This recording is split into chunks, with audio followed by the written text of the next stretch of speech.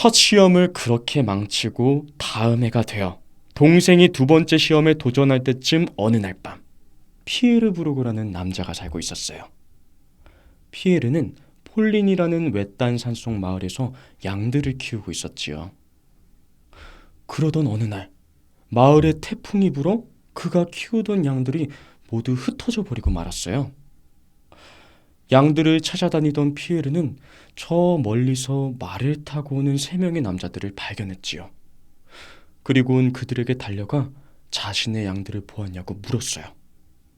그러자 그 남자들은 양을 찾아주는 대신 피에르에게 악마의 도구가 될 것을 요구하지 뭐예요? 잠시만요. 네. 그 악마의 도구 얘기할 때 좀 더 뭔가 무서운 느낌으로 네. 가는 건가요? 네. 양들을 찾아다니던 부터 해볼게요.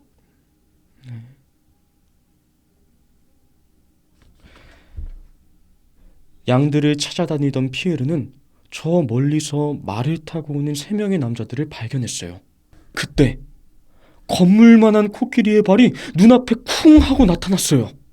여자는 깜짝 놀라 뒤로 자빠지고 말았지요. 그러고는 식은땀을 훔치고 안도의 한숨을 쉬며 자신과 함께 놀랐을 뱃속의 아이를 달래듯이 배를 어루만졌답니다. 그로부터 몇 개월 뒤 마을에서 우렁찬 아기의 울음소리가 울려 퍼졌어요. 뱃속에 있던 그 아기가 드디어 세상 밖에 나온 것이었지요. 하지만 그날의 충격은 아이가 커갈수록 코끼리의 모습을 서서히 닮아가게 했어요. 캄캄한 뱃속에 있을 때 자신을 깜짝 놀래킨 바로 그 코끼리를요. 생각지도 못한 무서운 대가에 피에르는 불안해했지만 자신의 소중한 양들을 빨리 되찾는 것이 중요했지요. 피에르는 어쩔 수 없이 그들의 왼팔에 입을 맞추고 사탄의 신하가 되겠다고 맹세했어요. 그러자 그들은 피부는 동물의 가죽처럼 두껍고 울퉁불퉁해져 갔지요. 그때 놀라운 일이 벌어졌어요. 피에르가 늑대로 변해버린 거예요. 그리고 또 다른 연고를 바르자 다시 인간으로 되돌아왔지요. 늑대로 변한 피에르는 코끼리의 겁에 질렸던 그 옛 경험을 들려주곤 했답니다. 사람들은 놀라워하며 고개를 끄덕였지요.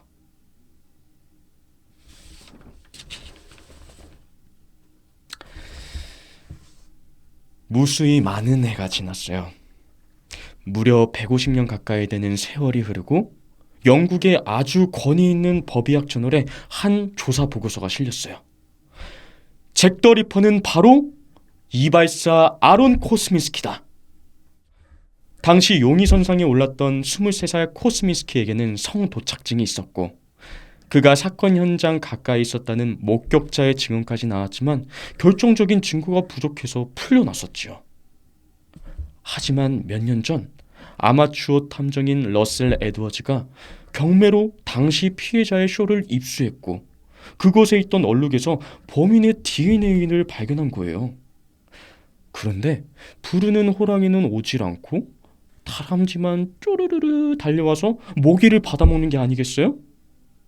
그렇게 누나는 꿈에서 깨자마자 한 가지 생각이 퍼뜩 떠올랐어요.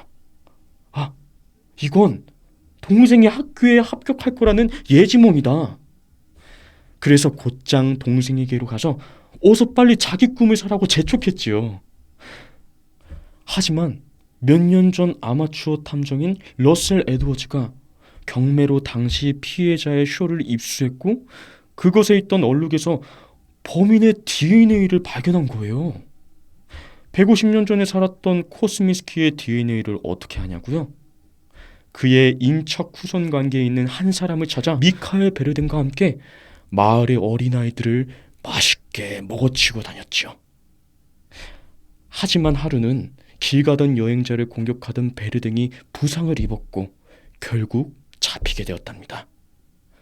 조사관의 추궁으로 베르댕은 피에르의 얘기도 해버리고 말았고 결국 피에르도 잡혀와 엄중한 조사를 받았지요. 잭 더 리퍼가 활동했던 시기와 홈즈가 런던을 방문했던 날짜가 일치하고 그 기간 동안에 자백할 수밖에 없었어요. 재판 끝에 그들은 화형에 처해졌지만 피에르와 베르댕 말고도 미국식 표현을 사용하기도 했을 뿐만 아니라 둘의 필적은 무려 97%나 일치했어요. 홈즈가 미국에서 런던으로 넘어가 그렇게 끔찍한 살인을 저지르고 다닌 바로 그 잭 더 리퍼인 것이 분명했어요. 여자는 깜짝 놀라 뒤로 자빠지고 말았죠. 그러고는 식은땀을 훔치고 잠시만요. 네, 깜짝 놀라는 부분. 동생이 두 번째 시험에 도전할 때쯤 어느 날 밤, 네, 누나는 이상한 꿈을 하나 꾸었어요.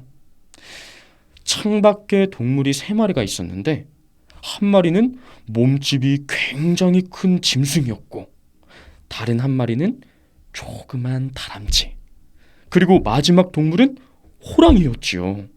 잠시만요. 네. 창밖에 동물 3마리 할 때 네. 3마리 그 액션도 해줄 수 있을까요? 손으로 3마리 가리키는 것처럼 3마리를 좀 3마리? 강조해주세요. 좋아요. 네. 처음부터 다시 해볼게요. 이거. 네. 하지만 그날의 충격은 아이가 커갈수록 코끼리의 모습을 서서히 닮아가게 했어요. 캄캄한 뱃속에 있을 때 자신을 깜짝 놀래킨 바로 그 코끼리를요. 아이가 2살이 되던 어느 날엔 얼굴에 여러 개의 혹이 자라기 시작했고 팔은 점점 부풀어 오르더니 5살이 될 때쯤에는 몸통만해진 발로 비틀비틀 걸어 다녀야 했어요. 누나는 창밖으로 먹이를 내밀며 호랑이를 불렀어요. 꿈이 아니라 현실이었다면 호랑이를 보자마자 막 무서워서 바로 도망갔을 텐데 말이에요. 시간이 흘러 어른이 될수록 더더욱 코끼리를 닮아가는 그를 사람들은 엘리펀트맨이라고 불렀어요. 어떻게 이런 모습을 가지게 되었냐고 사람들이 물을 때면 그는 어머니의 뱃속에서 코끼리의 겁에 질렸던 그 옛 경험을 들려주곤 했답니다. 사람들은 놀라워하며 동생에게로 가서 결국 잡히게 되었답니다. 조사관의 추궁으로 베르댕은 피에르의 얘기도 해버리고 말았고 결국 피에르도 잡혀와 엄중한 조사를 받았지요. 결국 2사람은 어떻게 늑대로 변할 수 있게 되었는지, 그리고 자신들이 저지른 끔찍한 일들에 대해 자백할 수밖에 없었어요. 재판 끝에 그들은 화형에 처해졌지만 피에르와 베르댕 말고도 악마의 연고를 발라 늑대로 변하는 사람들이 프랑스 곳곳에서 발견되었어요. 그래 합격했지만 아, 결과가 만족스럽지 못한 부분 좀 더 살려볼게요. 네. 어서 빨리 자기 꿈을 사라고 재촉했지요. 꿈을 산 동생은 발견한 거예요. 150년 전에 살았던 코스미스키의 DNA를 어떻게 아냐고요? 그의 인척 후손 다시 해볼까요? 다시 할게요. 이런 느낌보다도 좀 다른. 아니요, 괜찮았어요? 네. 그런 네. 소리를 하고 네. 네. 어서 빨리 자기 꿈을 사라고 재촉했지요. 꿈을 산 동생은 그의 학교에 합격했지만 결과가 만족스럽지 못했어요.